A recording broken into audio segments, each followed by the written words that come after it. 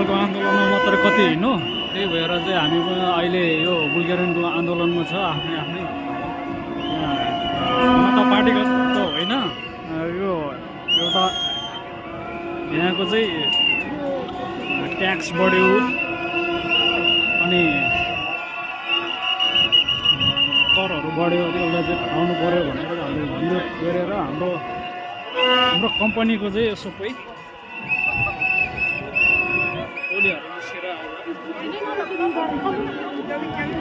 यसो आन्दोलनमा हिँडिरहेको छु।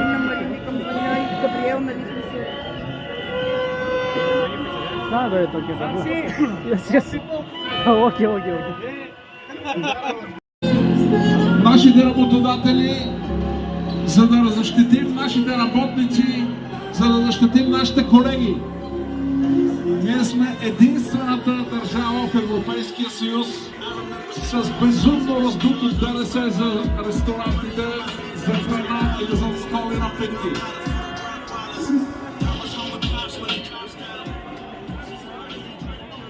Това е безобразие, което цели едно единствено нещо. Да бъде съсипано.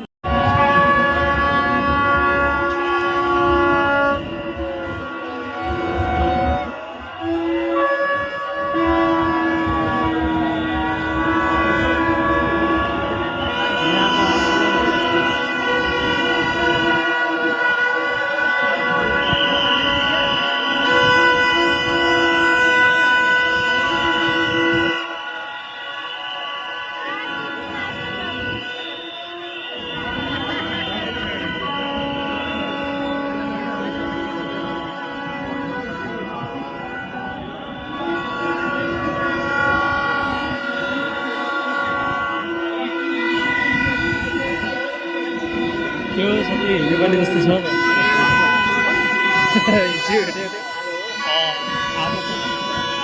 केटाहरू उता छ, केटाहरू अगाडि छ।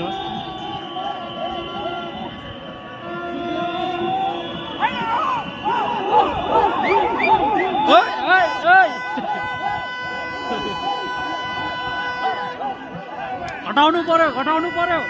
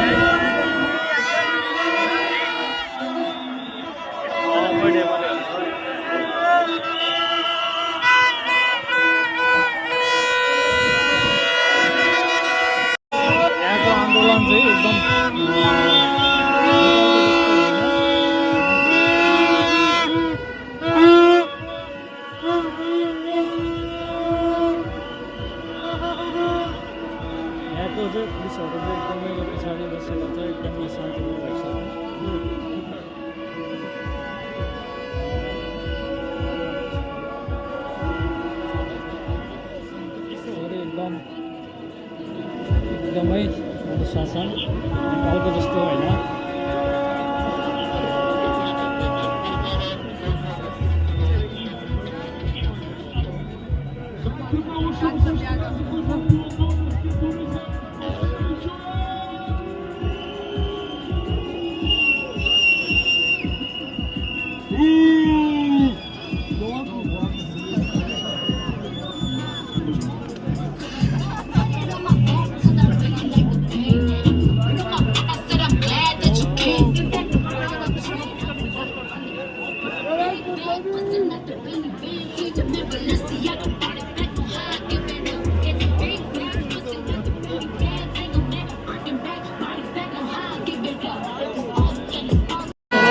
Искам да го чуя. Кой не е съгласен с 20% ДДС?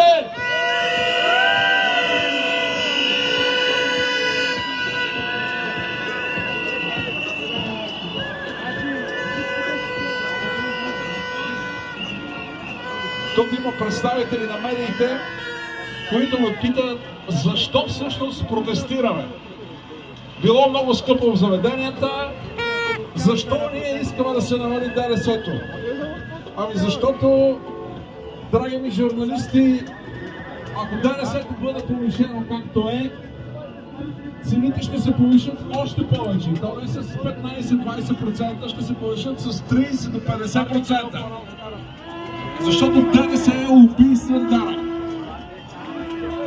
Затова в цяла Европа, във всички туристически държави, ДДС за заведенията и за туризма е намалено. Във всички богати туристически държави ДДС за заведението и особено в частта храна и безалкохолни напитки е намалено. Почвам да ви изброявам. В Кипър е 5%. साथीहरू यो पक्रेन हौ ह्याप्पीमा आउनु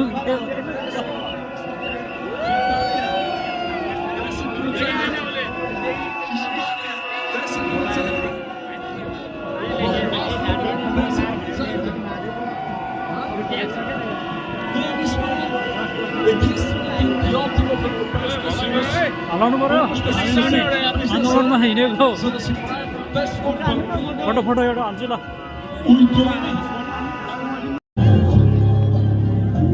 आन्दोलन चाहिँ अहिले यहाँनिर आइपुगेको छ गाडी साडी पुरा बन्द गरेर चारतिर गाडी बन्द गरेर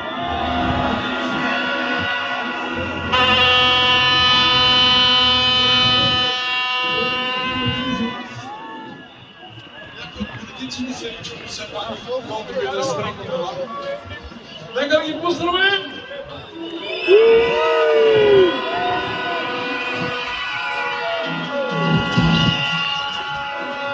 Очакваме новини от Народното събрание в следващите часа, половина два. Така че ако питате мен да поседим до към 7 часа и без това времето е с нас, хубаво е, слънчево е, ще ни пусне малко музика да се позабавляваме, докато чакаме какво ще ни отговорят идиотите от Народното събрание. Съгласни ли сте? Благодаря ви, че сте тук!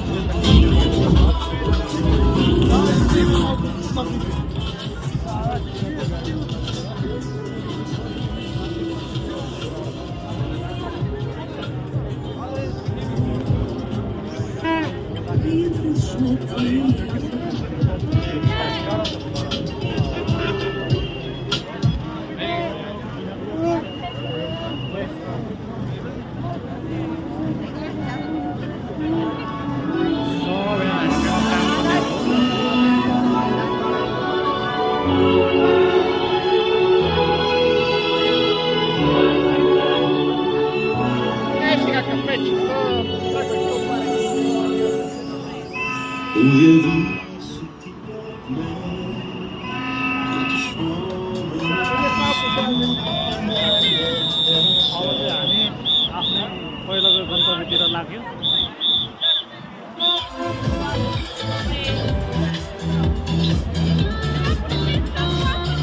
अब चाहिँ यहाँबाट फर्किने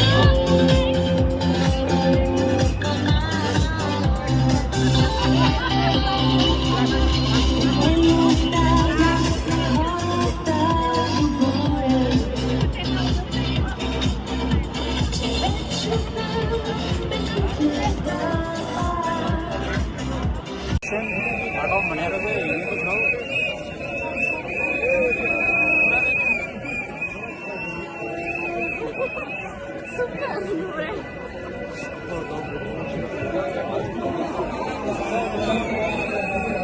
के हो खानपान बन्द रहेछ क्या हो यहाँनिर